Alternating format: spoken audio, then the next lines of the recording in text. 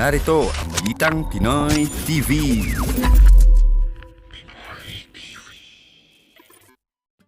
Okay, alam nyo, malaking bagay po na unti-unti na tayong dumarami dito sa Donmar TV.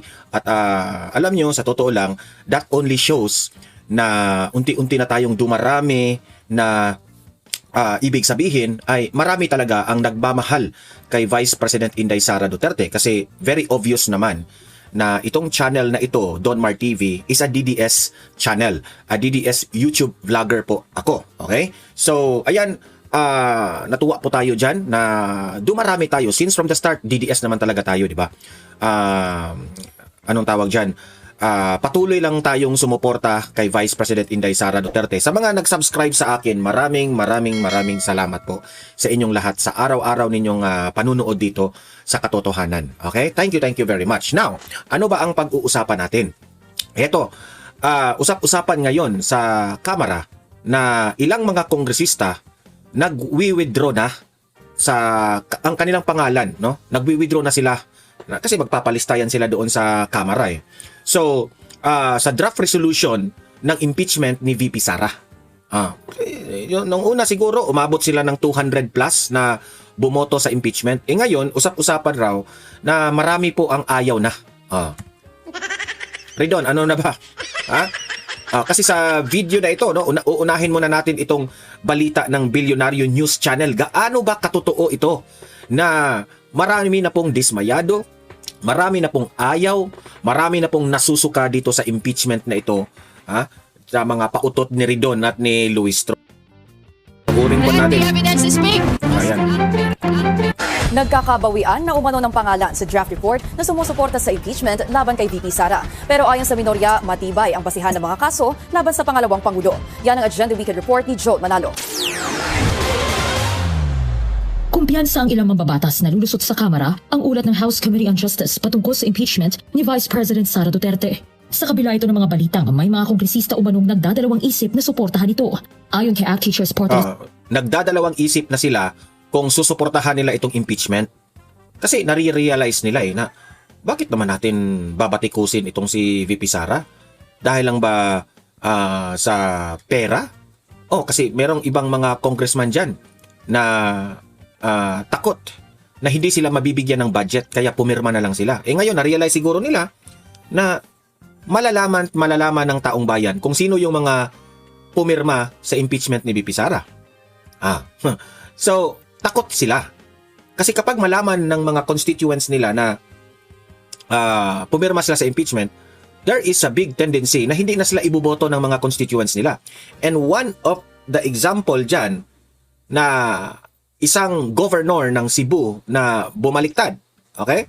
Si Governor Gwen. Anong nangyari kay Governor Gwen? Nung panahon ng eleksyon, natalo. Natalo si Governor Gwen. Pinalitan ni Pam Baricuatro. Kasi itong si Pam Baricuatro, ang sinuportahan niya si Duterte. Okay? Inendorso pa siya ni VP Sara ba o ni former President Duterte. Nanalo si Pam Baricuatro. Kaya nga ngayon, nanganganib na rin si Pam Baricuatro kasi bumalimbing.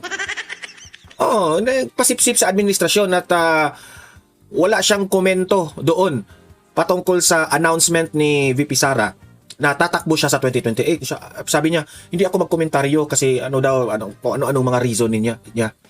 Sabi ng taong bayan doon sa Cebu na inendorso ka ng mga Duterte, nanalo ka dahil sa mga Duterte. Ngayon, kahit man lang isang kahit isang support na statement dito ni VP Sara, wala man lang kang support. Honestly si Pam Baricuatro, questionable yan ng taong bayan sa Cebu, sa totoo lang. Representative Antonio Tino, isa sa mga nagsusulong ng impeachment ni VP Sara, patunay ang unanimous vote ng House Committee on Justice na mayroong probable cause o sapat na batayan ng impeachment para lumusot ito sa plenaryo. Ako, I am very confident na makakakuha ng mahigit pa doon sa 1/3 na kailangan. 106 votes yung 1/3. Confident raw siya. Paano yan kung wala nang boboto? Para kay Tinyo, alam nyo naman sila Tinyo, ang daming mga pinagsasabi nito na hindi nagkatotoo. Balikan ko itong balita na ito, Tinyo, na sinabi mong you are confident. Kapag maliit lang ang bumoto dyan sa impeachment ni VP Sara, pahiya ka dyan. Sabi ko siya, mapapahiya ka. kailangan para ma-impeach yung Vice President. I am sure we will get more than that. Pero ayon sa ulat ng politiko, may mga kongresista na raw na bumabawi ng kanilang pangalan bilang author ng draft resolution na Aray ko, bumabawi na. Aray ko. ihahain ng Justice Committee sa plenaryo. Ridon, aray ko. Kawawa ka. Dahil sa umano'y pangamba ng mga ito na mabatikos, bagay na naipunto rin ni Tinio. Sa kabila nito, tiwala ang kongresista na mas matimbang ang lakas ng ebidensya para suportahan ang magiging articles of impeachment laban sa bise. And so, pwedeng may mga umatras no, sa pag-author, lalo na alam natin yung mga taga Mindanao, nag-worry sila dahil sa patuloy na mataas na ratings ng Vice Presidente. Nakafocus. Actually, Tinyo, hindi lang Mindanao ang nagwo-worry na mga congressman. Kasi Mindanao, ang ibig niyang sabihin, mga Mindanao na mga congressman, magdadalawang isip yan. Baka hindi na sila iboboto kapag pipirma sila sa impeachment. Actually, pati Visayas na mga congressman. Okay? Pati nga sa Manila, halos lahat, Luzon, Visayas at Mindanao. Huwag mong sabihin na yung mga pumirma dati, huwag mong sabihin loyal yun. Huwag na tayong magbulahan, Tinyo. Pumirma sila kasi inuna nila ang kanilang constituents kaysa pamumulitika. Oh, ganyan yan. Di ba? Inuna nila ang constituents. Anong ibig kong sabihin? Kasi kung hindi sila pipirma sa impeachment na yun, alam nila na walang budget ang kanilang probinsya. So, kapala na lang ng mukha. Pumirma na lang sila kahit masakit sa kanilang dibdib na ipa-impeach si BP Sara. Kasi ano pa yun midterm pa yun. Parang ika-third year ng kanilang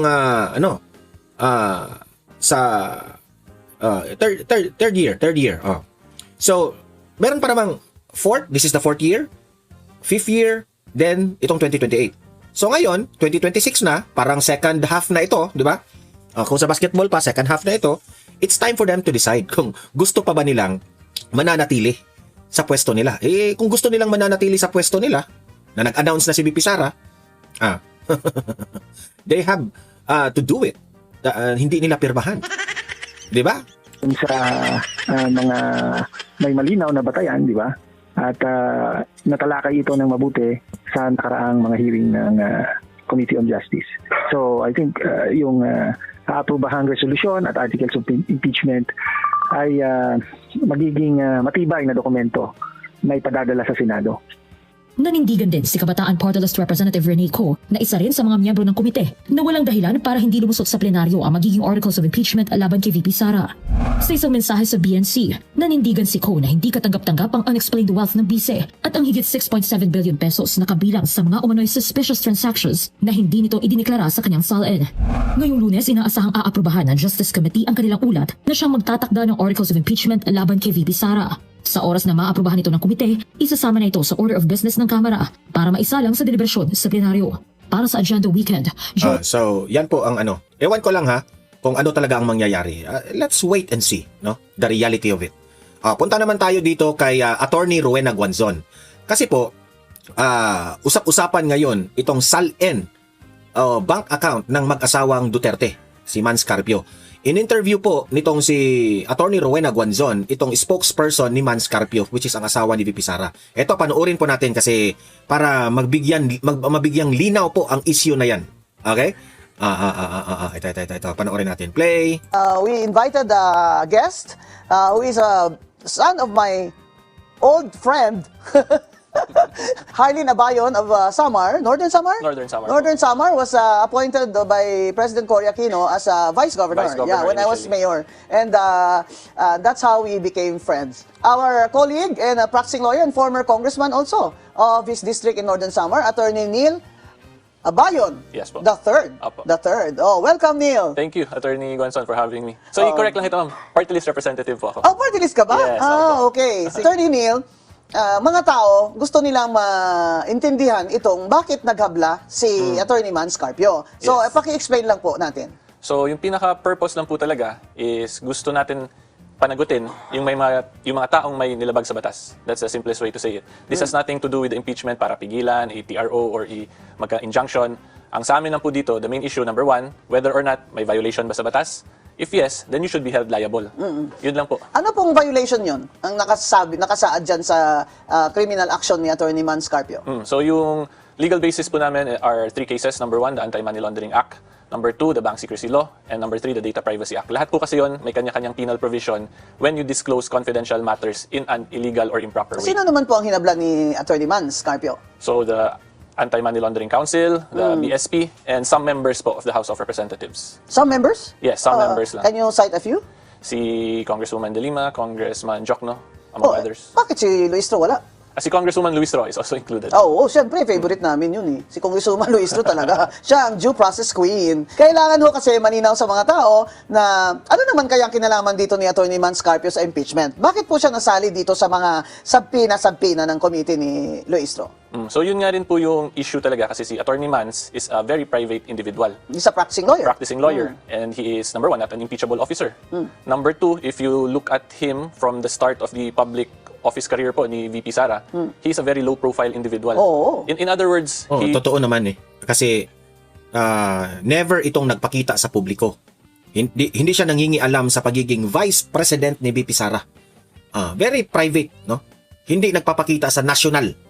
He's a practicing lawyer. Meron siyang sarili niyang buhay. Tapos nadamay pa siya dito sa kalokohan ng mga House Committee Injustice. So syempre, karapatan niya bilang private individual na magkaso dito sa mga lumabag sa batas. Isa pool. he performed earnest efforts to maintain his privacy. Yes. So hindi siya classified as a public figure na pwede na lang basta-basta isamat on public issues. Oo, tapos ang ginawa nila sa House Committee ay sinabina nila ang AMLAC, the Anti-Money Laundering Council, na mag-submit ng anong mga records ang sinabmit sa kanila sa investigation sa impeachment. So allegedly, yung in-explain po or yung sinabmit ng AMLAC ay yung mga financial transactions daw po. So I say allegedly kasi up to date, wala pa kaming official receipt. Oh, walang kopya. Ang nasasagdal, walang kopya. Ito yung sinasabi ko lagi, na hindi natututo itong House Committee at si Congresswoman Luistro. Kasi sa first na impeachment ruling ng Supreme Court, ay due process din ang focus ng desisyon na yon, yung lack of due process. Kaya ito na naman, si Congresswoman Luistro, na kung ano-ano ang pinagsasampina. Nag-object na po dito ang mga ilang congressman na bakit sinasampina? Para dagdagan ang mga dokumento na ipapasok sa records, na ipapadala sa Senado. Kasi po, sinabi nga ni retired Justice Ascuna, Supreme Court Justice, na hindi dapat dinadagdagan ang complaint. Kung ano na ang sinabit doon, yun na po yun ang dapat sinusuri nila. Sinabi din yan ni Congressman, my friend, Congressman Rufus Rodriguez of Cagayan de Oro, that this is a fishing expedition. Kasi hindi naman yan kasali dito. Tapos isasampina ninyo. Masigasig po. Yan nga ang yan nga ang nagtataka ang taong bayan. Nagtataka tayo. Bakit ninyo sinali ang bank account ni BP Sara, ang SALI ni BP Sara, tapos pinasok pa itong si Madriaga? Pumasok pa si Trillanes. Talagang kahit walang kredibilidad si Trillanes dahil sa kanyang, dati na niyang ginagawa itong mga allegation dito sa mga Duterte. Tapos pinasok nila lahat sa House Committee on Justice. Parang far out na ba? Bakit nila sinali itong mga bagay na ito? And this is not part. Remember kaming taong bayan, nagtataka kami, hindi man ito part sa original impeachment complaint. Pero sinali na nila lahat. So kami, nagtataka ang taong bayan, tapos sabi ng taong bayan, tayo, nagtataka, halatang halata na paninira na lamang lahat. Diba? Halata talaga. Iba na ang layunin nila. It's not about the impeachment anymore. They are hitting anong tawag doon? They're hitting two birds in one stone. Ika nga. Okay? Kasi kung hindi matutuloy ang impeachment, at least nasira na si BP Sara sa kanilang pamimintang. Tama lang ito. Nakasuhan sila ni Mans Carpio. Si Attorney Congressman Terry Ridon dyan sa pagsasampina.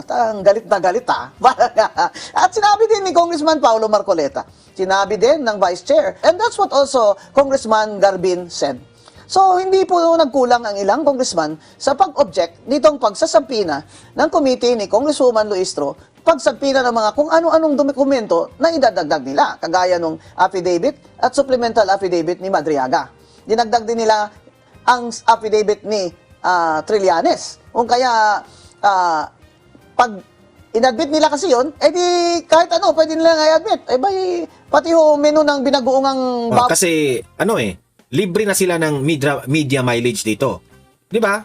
Kasi kung ano-anong ipinapasok nila na paninira kay BP Sara sa House Committee on Justice, kasi alam nila lahat ng media sa Pilipinas nakatutok doon. So, tinitake advantage nila. So, this is not part of the impeachment complaint. Itong mga issues na pinapalutang nila. Po dyan, baka pwede nyo nang i-admit. Ano bang ginagamit na rules of court dyan sa Justice Committee? At kung ano lang ang gusto nila, yun na yun. Whatever they can think of to make matters worse for the Vice President. Which is Correct. precisely why I am saying that again, they are tinkering with the constitutional requirement of due process. And then when the Vice President went up again to the Supreme Court to question this impeachment proceeding, sasabihin nila, ba't ka natatakot kung wala kang tinatago? Kayo naman, parang naman kayong hindi abogado dyan. Tayo mga abogado, pag may violation ng konstitusyon, akyat, bakit ano naman ang masama kung siya ay pumunta ng Supreme Court? Hindi po ba ang Supreme Court ay ang final arbiter? Hindi po ba? Pag sinabi niyo po, may kasalanan, kaya ayaw niyang ipaproceed dito. Hindi po. Nakita ko sa video si Vice President Sara, sabi niya, then go ahead. Iakyat niyo na. Ako, ang tingin ko dyan, kung ganito lang din, na kung ano lang ang gusto niyo, gagawin niyo, sige, gawin niyo na lahat. Gawin niyo na lahat. Para maakyat niyo na yan sa Senado at doon na mag-trial at doon na mga abogado ni Vice President Sara ang pwedeng magtanggol sa kanya at mag-present ng kanilang ebidensya. Actually, ayaw nila yan eh. Takot rin ang, sa tingin ko takot rin ang House of Representatives na mapunta na po ito sa sa Senado. Kasi alam nila pagdating dito doon sa Senado, matatalo rin ito eh. Hindi talaga mai-impeach si VP Sara. Ngayon, dito dapat ang kaming taong bayan, ang panawagan namin, stop the hearing o stop the trial dyan sa House Committee on Justice. Kasi, sayang lang po ang pera ng taong bayan dyan. Pwede man silang magbotohan na. Total, inilabas nyo na si Madriaga. Inilabas nyo na si Trillanes. Inilabas nyo na yung Salin. Kung ano-anong gimmick. Baka may iba pa kayong idagdag. Na pwede naman silang magbotohan na hindi sila magsasayang ng pera. Inuna pa nila talaga ito impeachment. Sa dami-daming problema ng Pilipinas. Langis na sobrang mahal. Mga pagkaing sobrang mahal. Yung presidente pa natin bangag na hindi marunong gumawa ng solusyon sa mga problema, dapat tulungan sana nila. Pero nakatutok sila dito sa impeachment na ito dahil wala silang pakialam sa taong bayan. Ito, panoorin natin itong si Congressman Ridon, okay? Patungkol dito sa kapalpakan nila. Dahil naman po dyan, hindi po yung House Committee on Justice, kundi yung plenaryo po ng Kongreso mismo. So, and that would be relevant only upon yung pong plenary vote na. To impeach the Vice President. Kasi syempre, if she does not get impeached, wala hong panel of prosecutors to talk about. No? Pero I'm quite certain, in the next 2 weeks, magkakaroon na po ng debate sa plenaryo. Actually, wag kang mag-alala rin kasi kung hindi ma-impeach si VP Sara, file na rin kayo ng impeachment complaint sa 2027. Taon-taon na lang. Sige. Taon-taon pa hanggang magtagumpay kayo. Patungkol po sa impeachment ni Vice President Sara Duterte, yung pong House Committee on Justice has very high confidence na yung pong 106 votes na kailangan to impeach the Vice President will be met. And correspondingly, tingnan lang natin, wag kang makakasiguro. It will go to the Senate for trial. So, inaantay lang ho namin on Monday, magkakaroon po ng committee report approval at the level of the committee kasi andun na po yung articles of impeachment. As soon as it is approved at the committee level, it will go to plenary by next week. No? So, pagdedebatihan na po yan at the level of the plenary. Kumusta po yung consolidation ng dalawang impeachment complaints? Tapos na po yun. So, after ng approval... Itong media forum na ito, nangyari ito Saturday. Okay? I think, nung isang araw. Ngayon, ang ibig niya sabihin, kasi Monday ngayon ang ibig niya sabihin, ngayon yan pagdidebatihan. Ito na nga mga kabalita. Ano na ang masasabi nyo patungkol sa balitang ito? Please comment down below mga kabalita. Pag-usapan natin yan sa comment section. At kung di ka pa nakasubscribe sa ating channel, baka naman